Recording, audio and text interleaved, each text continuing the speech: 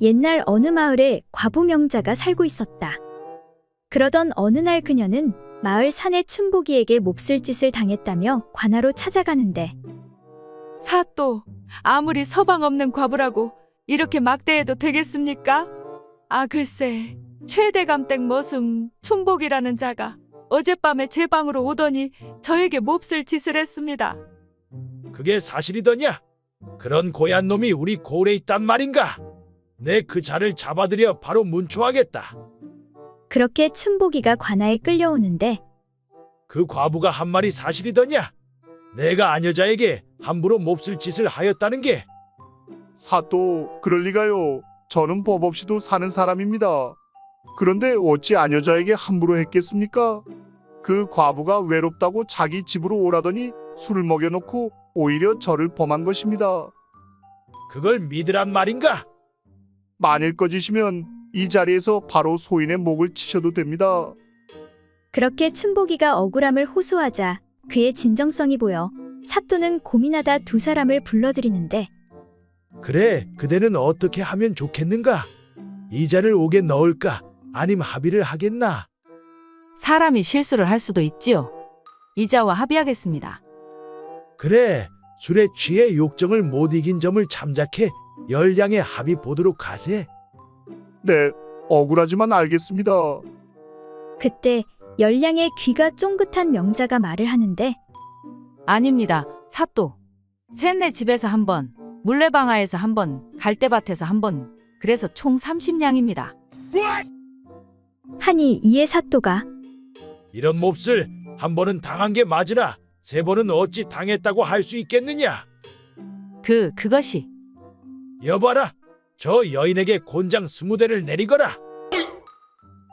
이에 깜짝 놀란 명자가 둘러대는데 사또, 어젯밤 집에서는 이 사내에게, 물레방아에서는 덕수에게, 그리고 갈대밭은 저기 있는 포졸 삼식이에게 당했습니다.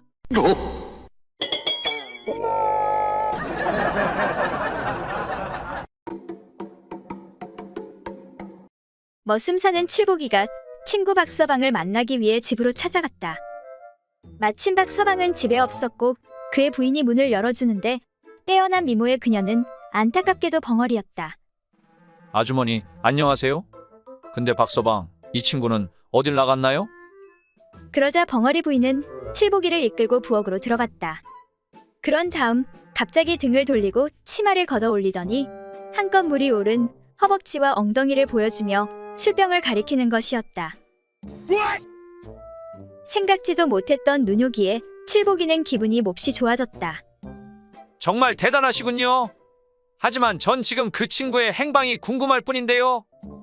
그러자 부인은 치마를 걷어 올리고 술병을 가리키는 그 동작을 다시 한번 보여주었다.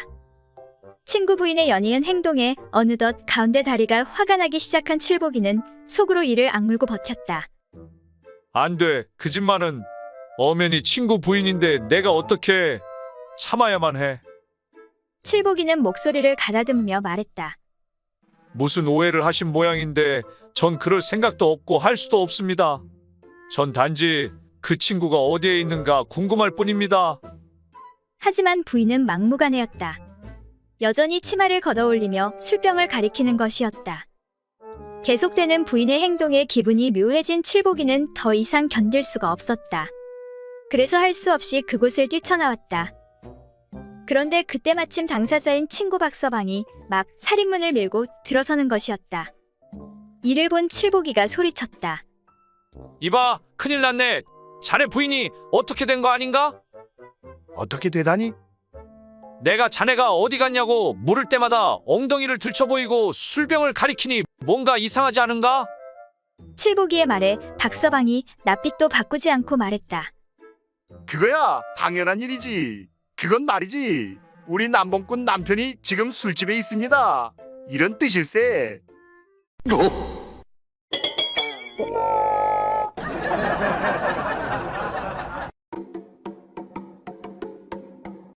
옛날 어느 마을에 얼굴이 몹시 예쁘지 않은 한 처녀가 있었다. 그래서 처녀의 부모는 딸을 시집 보내지 못할까봐 무척 걱정하고 있었다. 그런데 마침 동네 어리숙한 한 총각과 혼인이 이루어지게 되었다. 하지만 부모는 혹시 신랑이 첫날 밤에 딸의 얼굴을 보고 못생겼다고 돌아보지 않으면 어쩌나 하고 전전긍긍했다. 얘야, 첫날 밤에 어떻게 하는지 분명히 알겠지? 그래, 네 엄마가 하라는 대로만 하면 아무 문제 없을 게야. 예, 걱정 붙들어 매세요. 그렇게 딸은 첫날 밤을 보내게 되었고 걱정이 된 부모는 첫날 밤 신방 앞에서 거의 뜬 눈으로 밤을 지샜다. 다음 날 아침 딸이 신방에서 나오기에 부모는 얼른 딸을 불러 붙잡고 물었다. 그래, 얘야. 아무 일 없이 무사히 잘 잤니? 혹시 신랑이 내 얼굴을 보고 못생겼다고 실망하거나 무슨 말을 하지 않았니? 밤새 걱정이 되어 잠을 한숨도 못 잤단다. 그 말에 딸이 웃으면서 대답했다. 엄마, 걱정했어요. 이제 걱정하지 않아도 돼요. 그러니까 신랑이 처음에는 내 얼굴을 보고 좀 실망하는 것 같았어요. 그런데 옷을 벗고 함께 잠자리를 해보고는 아주 좋다고 하면서 칭찬을 많이 했어요. 싱글벙글 웃으면서 이렇게 대답하는 딸을 보고 부모는 비로소 마음을 놓았다. 그래, 내 말을 들으니 이제 한시름 놓이는구나. 근데 신랑이 무어라 칭찬하더냐? 네, 그러니까 신랑이 말하길. 그 참, 얼굴은 못생겼지만 잠자리 하나는 별미로구나. 그 맛이 정말 별미야. 라고 하며 칭찬했어요. 딸의 이 말을 듣는 순간 모친이 손뼉을 치며 외쳤다. 그러면 그렇지. 우리 집 여자들 치마미 그 맛이 별미라는 건 온 동네 남자들이 다 알지.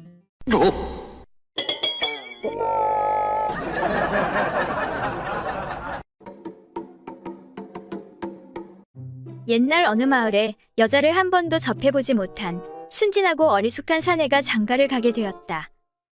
드디어 첫날 밤 신랑은 어찌할 바를 몰라 우물쭈물하고 있었다. 아이고 참 이걸 뭐 어찌해야 한다냐. 그러자 참다 못한 신부가 신랑을 이끌어 자신의 은밀한 그곳에 사내에 그것을 집어넣었다. 바로 그 순간 사내는 화들짝 놀라며 급히 뒤로 몸을 뺐다. 그리고는 옷가지를 챙겨들고 잽싸게 도망쳐 나왔다. 그로부터 며칠이 지난 어느 날이었다. 사내가 조심스럽게 자기 집 근처에 나타나서 이웃집 할머니를 붙잡고 물었다. 할머니, 이 집 색시가 아랫배를 찔려 구멍이 난 모양인데 혹시 아직 살아있나요?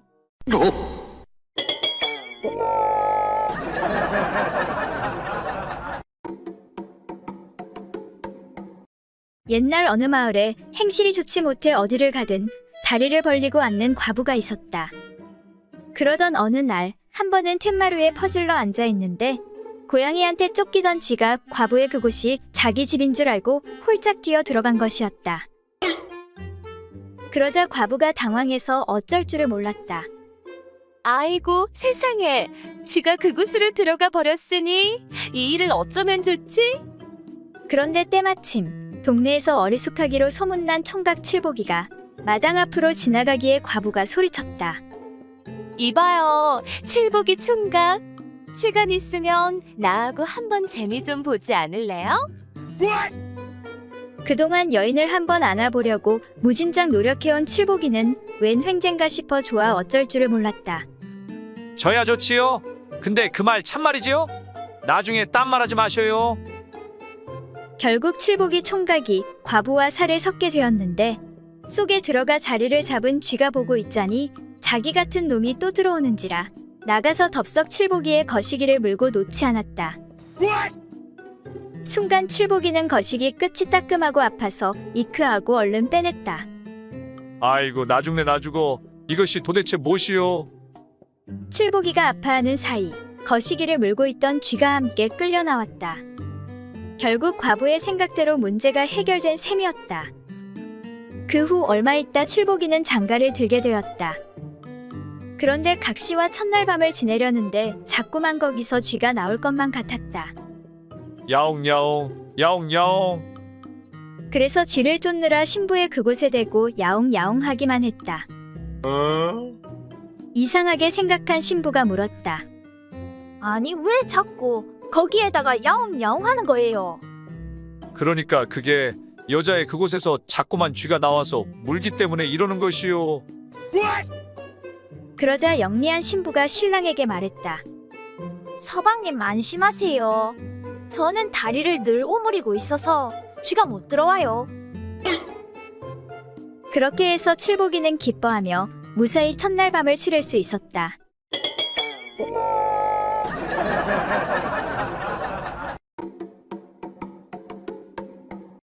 옛날 어떤 처녀가 출가하였는데 어느 날 그의 유모가 은근하게 물었다.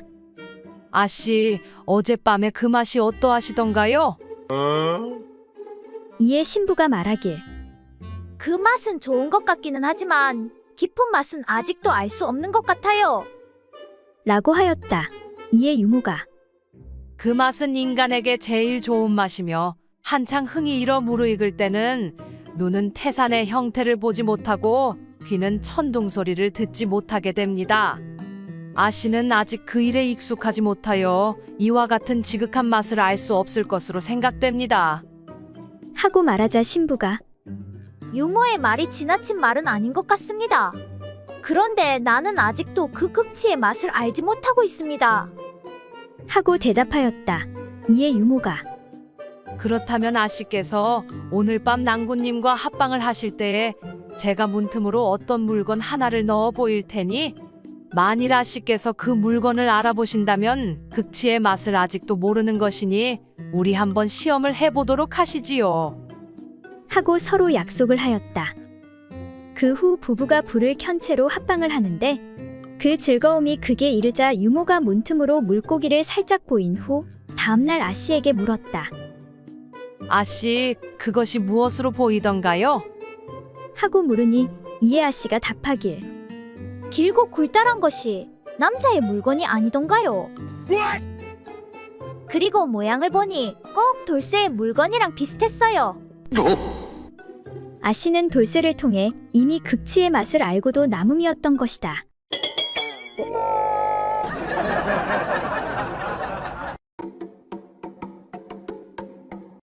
어느 날 노총각 나무꾼이 산길을 가고 있었다. 나무꾼은 선녀와 나무꾼 이야기를 떠올리며 자신에게도 언젠가 이런 행운이 찾아왔으면 좋겠다고 생각을 했다. 그런데 그때 폭포 아래에서 어떤 여자가 목욕을 하고 있는 것이 보였다. 아니, 저 여자는 누구지? 혹시 선녀가 아닐까? 나에게도 이런 행운이 찾아오다니. 나무꾼은 혹시 선녀일지도 모른다는 기대에 달려가 보니 이게 웬걸 꼬부랑 할머니가 있었다. 아니 뭐야, 할머니잖아? 좋다 말았네. 실망하고 돌아서는 나무꾼에게 할머니가 말을 걸었다. 이봐요, 총각. 잠시 내 말 좀 들어봐요. 나무꾼은 시큰둥한 표정을 지으며 말했다. 뭔데요? 사실 난 하늘나라 선녀예요. 그런데 그만 옥황상제님의 노여움을 받아 이렇게 되고 말았어요. 그렇지만 젊은 남자와 이상야릇한 것을 한다면 난 다시 선녀로 돌아갈 수 있어요. 옥황상제님께서 분명히 그러셨어요. 제발 저 좀 도와주세요. 다시 선녀로 돌아가면 당신의 부인이 되어 평생 섬기며 살아가겠어요. 나무꾼이 어떻게 할지 고민하고 있는데 할머니가 다시 말했다. 보아하니 모쏠 같은데 이번 기회가 아니면 평생 혼자 살아야 할지도 몰라요. 그 말 참말이지요? 진짜죠? 그렇다면 하는 수 없군요. 나무꾼은 선녀와 결혼할 수 있다는 말에 할머니와 최선을 다해 이상야릇한 것을 하였다. 그런데 시간이 지나도 할머니에게 아무런 변화가 없었다. 할머니, 어떻게 된 거예요? 왜 안 변해요? 그러자 할머니가 다시 말했다. 아직 정성이 부족해서 그런 것 같은데 몇 번은 더 해봐야 될 것 같아요. 나무꾼은 하는 수 없이 젖먹던 힘까지 다해 할머니와 몇 번 더 이상야릇한 행동을 하였다. 모든 힘을 다 사용한 나무꾼은 가쁜 숨을 몰아쉬며 말했다. 할머니, 이제 진짜 선녀로 변하는 거지요? 그 말이 끝나자 펑 하는 소리와 함께 할머니는 선녀로 변했다. 고마워요. 나무꾼님 덕분에 다시 선녀로 돌아왔어요. 이제 저와 100년 가약을 맺고 행복하게 살아요. 아니, 이게 뭐예요? 진짜 선녀로 돌아온 게 맞아요? 그러자 선녀가 말했다. 사실은 제가 너무 많이 먹어서 상제님께 벌을 받은 거예요. 이제부터 조금만 먹을 테니 걱정 마세요, 서방님.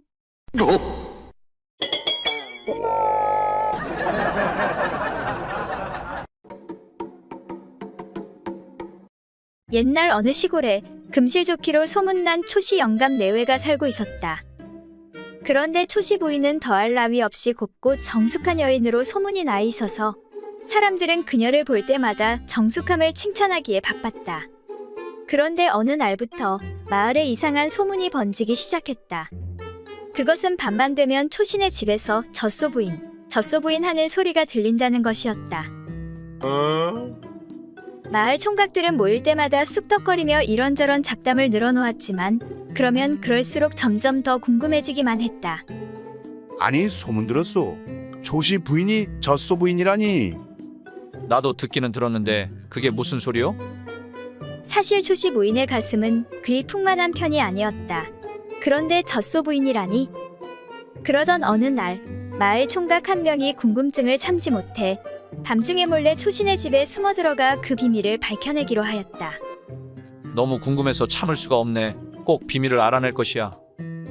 그렇게 그 총각이 방문 틈으로 몰래 상황을 훔쳐보게 되었다. 초시가 지친 목소리로 부인에게 말했다. 나도 이젠 늙었나 보구려. 벌써 지치는 걸 보니. 아이, 몰라요. 부인이 아양을 떨어대면서 재차 남편의 품속으로 파고들었다. 김초씨가 그런 부인을 부드럽게 어루만지며 말했다. 그걸 또 하자는 말이요. 이젠 그만 잡시다. 아이, 싫어요. 부인 생각이 정 그렇다면. 초씨가 부인을 다시 품에 안았고 둘은 한동안 운후의 정을 나누는가 싶었다. 그러나 얼마 지나지 않아 김초씨는 이내 녹초가 되고 말았다. 아이쿠, 이젠 그만 날 좀 놔주구려. 내 이러다간. 초씨가 사정했지만 부인은 그런 남편의 말을 무시한 채 더욱 맹렬한 기세로 달려들었다. 마침내 체력의 한계에 다다른 초씨 영감은 여차하면 자기가 목숨을 잃고 말겠구나 하는 생각에 그만 비명을 내지르기 시작했다. 그만하시오, 부인. 그만. 내가 졌소, 부인. 졌소, 부인. 내가 졌소, 부인.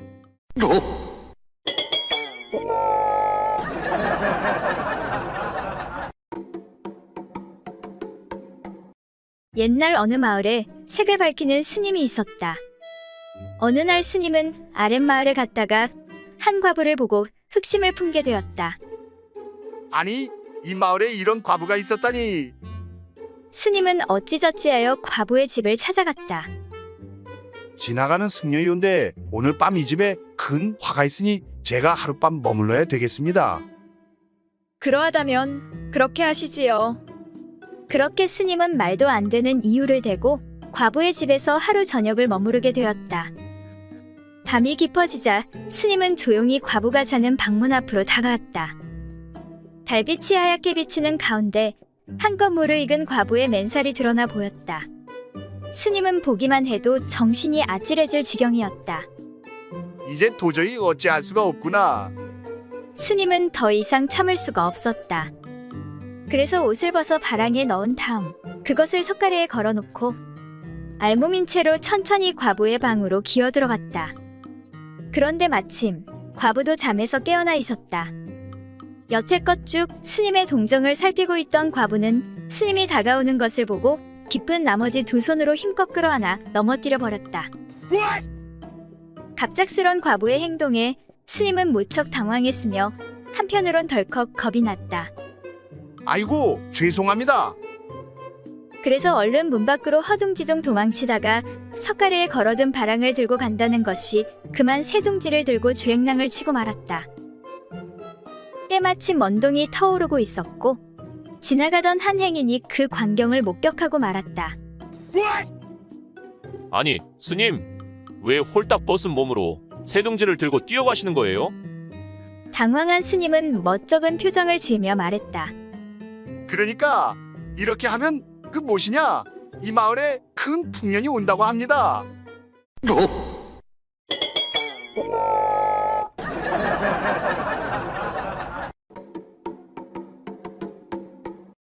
옛날 어느 마을에 수염이 아주 많은 사내가 있었다. 하루는 그 사내가 볼 일이 있어서 외출했는데 때마침 날이 추워 몸을 녹이려고 주점으로 찾아들어 술이 있느냐고 물었다. 여보시오, 여기 따끈한 술 좀 내주시오.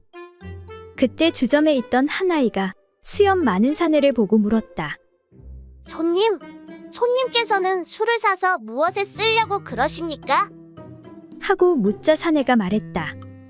네, 지금 날이 추워 따끈한 술을 한 잔 마시려고 그런다. 그러자 아이가 손님에게 말하길. 아니, 입이 없는데 어디로 술을 마시려고요? 이에 노한 사내가 그 수염을 양쪽으로 가르며 말했다. 야 이놈아, 이 뒤에 있는 이것이 입이 아니면 무엇이냐? 하니 아이는 더욱 이상하여 손님에게 말했다. 털 뒤에 구멍이 있으니 틀림없이 그리로 아이를 낳겠네요. 아이는 일찍이 그곳에 털 많은 여인이 아이 낳는 것을 보았기 때문이었다. 뭐라고? 조그만 놈이 못하는 소리가 없구나. 이런 고얀 놈. 마침 이를 본 그 집에 술 파는 노파가 막대기로 아이를 두들기며 이 녀석아, 내 아비가 비록 시골에 살아도 지식이 많고 지혜가 많더니 너는 어디로 해서 나왔기에 그다지도 어리석으냐? 손님의 입이 있고 없고가 너와 무슨 관계냐? 하물며 남의 집 여편네에 구멍이 있고 없고가 너 같은 어린 놈이 무슨 참견이냐? 하며 아이를 쥐어박았다. 아이고, 손님 죄송합니다. 어린 놈이 버릇이 없어서 그만. 사내는 노파가 아이를 꾸짖어서 기분이 좀 풀렸다. 이제 됐으니 그만하시오. 저 어린 놈이 뭘 알겠소? 이에 노파는 한 번 더 아이를 나무라며 이놈아, 말은 비록 수염이 드리웠으나 그 아래 눈구멍이 있고 개꼬리는 털이 많아도 그 밑에 똥구녕이 있으니 손님처럼 털이 많다고 하여 그 밑에 구멍이 없을까 보냐?